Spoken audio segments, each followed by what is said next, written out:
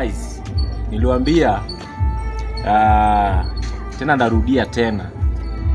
Incoming election 2027, hakuna mtu mwema. Wema wote wapo kaburini.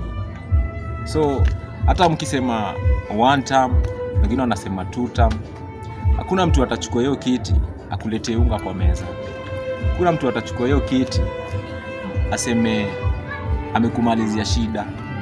So shida zitakuwepo na mtu atakuja kwa president in the coming general election. Either mwenye utaki, mwenye unataka to maintain peace.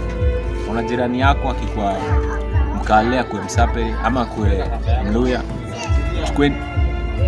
tukue tu na peace. Juu mwenye anaenda kuchaguliwa na system. Na president alishachukuliwa na mabusinessman, watu wenye wako na pesa. So usichukie jirani yako mwenye mnaishi naye kwa nyumba kama hii.